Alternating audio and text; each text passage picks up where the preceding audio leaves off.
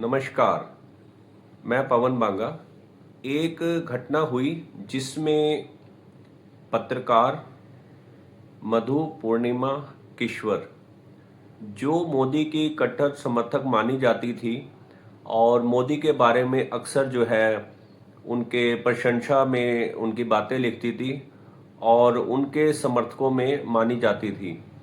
लेकिन एकाएक क्या हुआ, उनकी थ्योरी कैसे बदली, कैसे उनकी समझ उन्होंने काम करा, उन्होंने जो है क्या समझा और समझने के बाद उन्होंने क्या मोदी के बारे में जाना, जिसके बाद वो मोदी के खिलाफ जो है बोलना और लिखना शुरू हो गई। हालिया में ही उन्होंने अपने जो है लगातार वक्तव्यों से वो जो चर्चा में रही, उसके बाद उन्होंने अपने ट्विटर पोस्ट पर जो है उन्होंने एक ट्वीट करा और ट्वीट के दौरान उन्होंने ये सारी बातें अपने ट्विटर हैंडल पर लिखी जो उसको अपनी बात को वो समझ रही थी। उन्होंने इस ट्विटर अकाउंट के ऊपर मानसी सोनी के बारे में भी लिखा। उन्होंने बताया कि किस तरीके से मानसी सोनी के ऊपर जो है अत्याचार होते थे, उनको किस तरीके से बेड़ियों में बांधा जाता था, उनकी किस तरह से जो है निगरानी सीबीआई सीआईडी जो है गुजरात के द्वारा की जाती थी। ये सारी बातें उन्होंने अपनी पोस्ट में लिखी और उन्होंने एक बात और कही, जो सीडी थी वो सीडी जो है सुप्रीम कोर्ट तक गई थी और जाने के बाद वहाँ पर जो है क्या हुआ, इन सारी बातों का उन्होंने इस अपने जो है ट्विटर के अंदर जो है उनका जो है अपना बयान उसमें सारी अपनी बात उन्होंने रखी। और ये रखने के बाद उनको जो है अपना जो फलस्वरूप उनको इनाम तो मिलना ही था। इस पत्रकार के ऊपर जो मोदी समर्थक थी, इसके खिलाफ जो है उन्होंने एफआईआर दर्ज करा दी।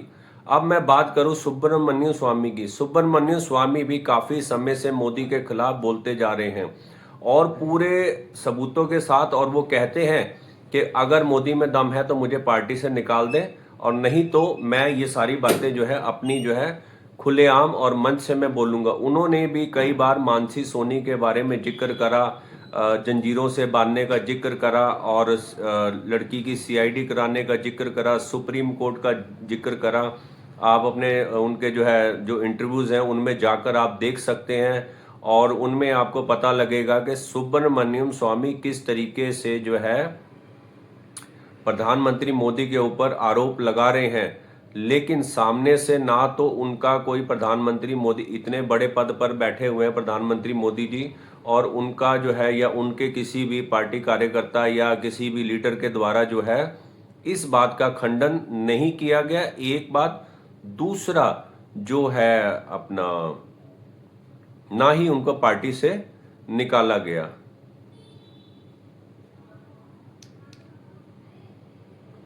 तो ये चीजें जो है सामने आई हैं। अब सवाल ये उठता है कि इतना गंभीर आरोप लगाने के बाद भी और इतने जो है खुले मंचों से अपना जो है उनके इंटरव्यू के माध्यम से भी उन्होंने अपनी बात को रखा है और लगातार वो मोदी के खिलाफ जो है बोलते जा रहे हैं। और वो तो यहाँ तक कहते हैं कि सुब्रमण्यम स्वामी जी कि मोदी जो है एक अय्याश पर्सन है। ये सारे जो है उनके इंटरव्यूज हैं, लेकिन किसी भी इंटरव्यू को किसी उनके कार्यकर्ता भी सुनते होंगे, उनके लीडर भी सुनते होंगे, उनके नेता भी सुनते होंगे, उनके संघ के अधिकारी भी सुनते होंगे। लेकिन पिछले कई सालों से जो है सुब्रमण्यम स्वामी प्रधानमंत्री मोदी के खिलाफ जो है लगातार जहर उगल रहे हैं। लेकिन ना तो सरकार की तरफ से, ना ही मोदी की तरफ से, ना ही संघ की तरफ से इस बात का खंडन किया गया कि जो सुब्रमण्यम स्वामी प्रधानमंत्री मोदी के ऊपर जो आरोप लगा रहे हैं, एक इतनी बड़ी पार्टी जो है उसके जो मुखिया हैं उनके ऊपर, उनके चरित्र के ऊपर इतने बड़े आरोप लगा रहे हैं और उनका जो है कोई भी खंडन नहीं है। अगर आपने इस पत्रकार जो है मधु पूर्णिमा के ऊपर जो एफआईआर दर्ज कराई है, तो उसी तरह की एफआईआर जो है सुब्रमण्यम स्वामी के ऊपर भी बनती है और वो बहुत पहले बननी चाहिए थी। जिस वक्त से सुब्रमण्यम स्वामी प्रधानमंत्री मोदी के खिलाफ बोल रहे हैं, तो उनके खिलाफ एफआईआर क्यों नहीं दर्ज करी? क्या प्रधानमंत्री मोदी जो सुब्रमण्यम स्वामी से डरते हैं? क्या प्रधानमंत्री जानते हैं कि सुब्रमण्यम स्वामी के पास जो है कुछ जो है पुख्ता सबूत हैं कि अगर मैं बोलूँगा तो ये जो है समाज के सामने और पूरी दुनिया के सामने जो मेरी बाकी की जो बची हुई पोल पट्टी है वो जो खोल देंगे। और उन्होंने खुद अपने इंटरव्यू में कहा कि ये मुझे पार्टी से नहीं निकाल सकते, अगर ये निकालेंगे तो मैं जो है इनका जो है जो चरित्र है इनका प्रधानमंत्री जी का उसको मैं जो है तार तार कर दूंगा। मेरे पास जो है पुख्ता सबूत हैं।